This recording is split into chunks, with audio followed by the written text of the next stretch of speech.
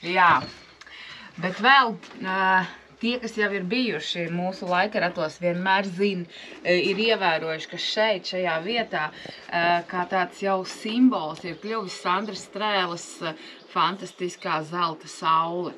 Tad šīs burīgās mākslinieces pavadībā šogad taps īpašā laikarata saule.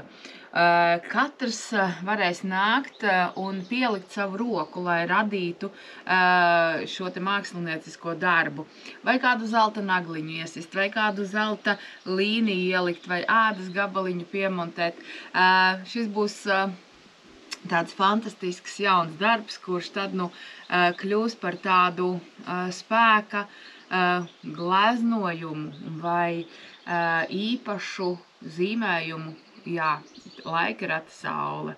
Tā kā arī tur jums būs jāpieliek sava roka, lai taptu pats skaistākais saules stars no jums arī laikaratam.